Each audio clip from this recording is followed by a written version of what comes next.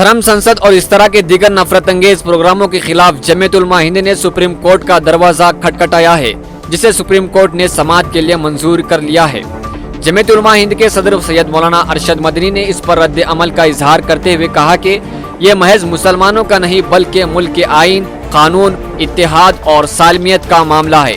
پچھلے کچھ عرصے سے ملک میں مسلمانوں کے خلاف نفرت انگیز تقریروں اور بیانات میں اچانک شدت آ گئی ہے، یہاں تک کہ حال ہی میں ہریدوار اور دہلی میں حکومت کی ناک کے نیچے منعقد ہونے والے پروگراموں میں نہ صرف کھل کر اشتعال انگیزیاں کی گئی بلکہ ہندو راشٹر کے قیام کے لیے اکثریت کو مسلمانوں کے قتل عام پر اکسانے کی سازش بھی کی گئی۔ مگر افسوس کی بات تو یہ ہے کہ ان دونوں معاملوں میں اب تک کسی طرح کی کوئی ٹھوس قانونی کارروائی نہیں کی گئی ہے۔ ایسے میں مجبور ہو کر جمعیت علماء ہند کے صدر سید مولانا ارشد مدنی کی ہدایت پر جمعیت علماء ہند نے اس معاملے میں ملک کی سب سے بڑی عدالت سپریم کورٹ کا رخ کیا ہے۔ یہ مطالبہ بھی کیا گیا ہے کہ موب لنچنگ کی طرز پر گائیڈ لائنز بھی جاری کی جائے،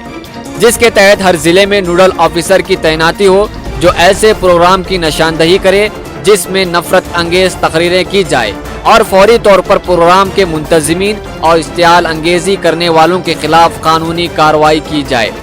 پیٹیشن میں یہ بھی مطالبہ کیا گیا ہے کہ عدالت تمام ریاستوں کے D G P law and order کے ذمہ داروں کو ہدایت جاری کریں کہ وہ نفرت انگیز بیانات یا تقریر کی شکایت ملنے کے 6 گھنٹے کے اندر مقدمہ درج کر کے ملزمین کی گرفتاری کو یقینی بنائیں اور وقت پر ملزمین کے خلاف چارج شیٹ عدالت میں داخل کی جائے۔ مقدمے کی جلد از جلد سماعت کے لیے پولیس عدلیہ کا تعاون کریں، ساتھ ہی ایسے مقدمات کی تیز سماعت کے لیے فاسٹ ٹریک عدالتوں کا قیام عمل میں لایا جائے۔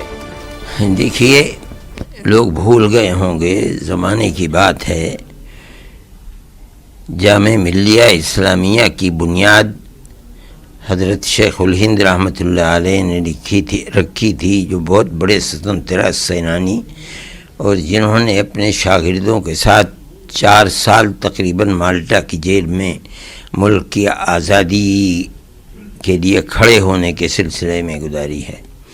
پھر اس کے بعد آج سے 99 سال پہلے 1920 کے اندر ان کا انتقال ہو گیا۔ پھر ان کی جماعت آگے بڑھتی رہی، یہاں تک کہ ملک کا دستور سیکولر دستور بنا اور ملک آزاد ہوا۔ میں یہ تاریخ اس لیے دہرا رہا ہوں کہ آج جامعہ کے لڑکے ملک کی آزادی کے بعد سیکولر دستور کے لیے پہلی جماعت ہے جو جامعہ سے کھڑی ہوئی ہے۔ میرا ماننا یہ ہے کہ جامعہ کی بنیاد رکھنے والے حضرت شیخ الہند کا یہ روحانی تصرف ہے جو آج جامعہ کے طلباء کے لیے اس پروٹیسٹ اور احتجاج کا سبب بنا ہے۔ ہم اس چیز کو دیکھ رہے تھے کہ یہ صرف جامعہ اور علی گڑھ تک یہ چیز رہ جاتی ہے یا اس کے اندر ہندو، مسلمان، سکھ اور عیسائی، مرد اور عورتیں، لڑکے اور لڑکیاں سب شریک ہوتے ہیں۔ جب تیسرے دن اس کے اندر لڑکے اور ہندو اور مسلم سب شریک ہونے لگے، نینو یونیورسٹی شریک ہوئی، دلی یونیورسٹی شریک ہوئی، تب ہم نے اس کے بعد یہ بیان دیا کہ تحریک کا اصل رخ یہی ہے۔ مسئلہ یہ صرف ہندو اور مسلمان کا نہیں ہے، مسئلہ تو یہ ہے کہ اس ملک کو جو ہمارے بزرگوں نے قربانیاں دے کر کے اور ملک کے دستور کو سیکولر